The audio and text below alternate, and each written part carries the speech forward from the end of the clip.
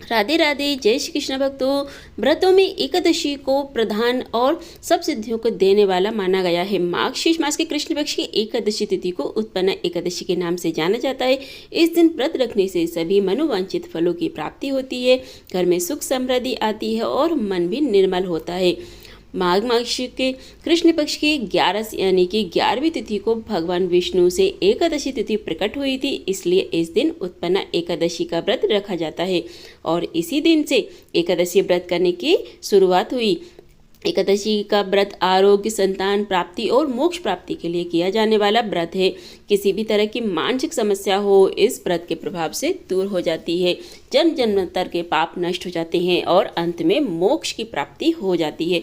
जो भी भक्त अपने जीवन में पहली बार एकादशी का व्रत प्रारंभ करना चाहते हैं तो उन्हें उत्पन्न एकादशी के दिन से ही व्रत प्रारंभ करना चाहिए।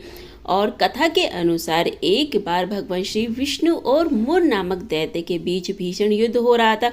युद्ध के बीच में भगवान विष्णु जब थक गए तो वह बद्रिका आश्रम में गुफा में जाकर के विश्राम करने लगे। दरअसल विश्राम करने के पीछे भी भगवान श्री हरि विष्णु की लीला ही थी।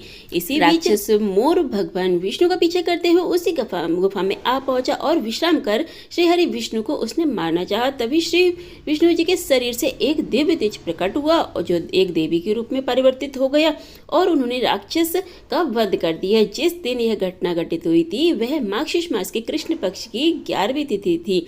देवी से भगवान विष्णु बहुत प्रसन्न हुए और उन्होंने उनका नाम एकादशी रख दिया। श्री हरि के शरीर से उत्पन्न होने के कारण उत्पन्न एकादशी यह इस तिथि का नाम पड़ गया। चलिए अब आपको बताते हैं साल 2024 में इस बार पवित्र उत्पन्न एकादशी का व्रत कब रखा जाएगा और पारण कब किया जाएगा, क्योंकि इस बार भी एकादशी तिथि 2 दिन रहने के कारण आपके मन में असमंजस रहा होगा कि किस दिन आपको उपवास रखना चाहिए। इस बार मार्गशीर्ष मास के कृष्ण पक्ष की एकादशी तिथि प्रारंभ होगी 26 नवंबर मंगलवार को 1:03 पर और यह जो सोमवार की मध्य रात्रि का समय होगा और एकादशी की तिथि समाप्त होगी 27 नवंबर बुधवार को सुबह 3:47 पर। मंगलवार के दिन सुबह से लेकर तक शाम तक एकादशी तिथि विद्यमान रहेगी। मंगलवार को तो एकादशी तिथि ही है, लेकिन साथ ही साथ बुधवार के दिन भी एकादशी तिथि का स्पर्श हो रहा है, यानी इस दिन भी सूर्योदय से पहले एकादशी रहेगी। तो इस बार एकादशी का व्रत 2 दिन रखा जाएगा, यानी 26 नवंबर मंगलवार को और 27 नवंबर बुधवार को। शास्त्रों में ऐसा कहा जाता है कि जब भी एकादशी तिथि 2 दिन की होती है तो दूसरे दिन वाली एकादशी का व्रत रखना ज़्यादा पुण्यदायी होता है। अब यहाँ पर आपकी इच्छा और आपकी श्रद्धा पर निर्भर करता है कि आप किस दिन उपवास रखना चाहते हैं। अगर आप हमारी बात माने तो आपको 27 नवंबर बुधवार को ही एकादशी का व्रत रखना चाहिए, लेकिन फिर भी बहुत से लोग एक दिन पहले वाली एकादशी भी व्रत रख लेते हैं। तो आपको दोनों ही दिन के पारण मुहूर्त के बारे में बताएंगे।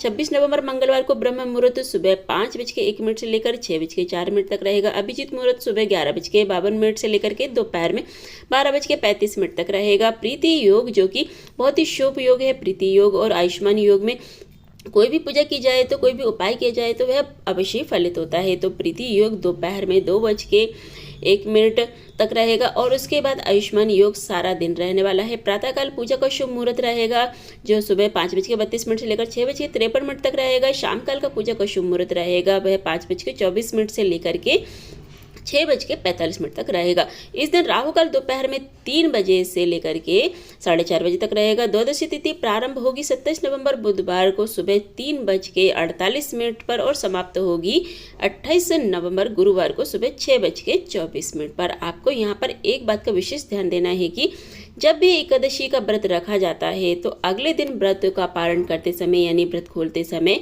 यह भी देखा जाता है कि उस समय हरिवासर तो नहीं है, क्योंकि हरिवासर की समाप्ति के बाद ही व्रत खोला जाता है और हरिवासर का जो समय होता है यह लगभग 5 से 6 घंटे का समय होता है। द्वादशी तिथि लगते ही द्वादशी तिथि के साथ ही हरिवासर का समय भी शुरू हो जाता है। इस समय भूलने से भी व्रत नहीं खोलना चाहिए। और बुधवार को इस बार हरिवासर सिद्ध युग बन रहा है। तो सूर्योदय जो इस दिन होगा तो 6:53 पर और सूर्यास्त 5:36 पर रहेगा। ब्रह्म मुहूर्त 5:01 से लेकर 6:04 तक रहेगा। आयुष्मान योग दोपहर में 3:13 तक रहेगा और इसके बाद सौभाग्य योग सारा दिन रहेगा।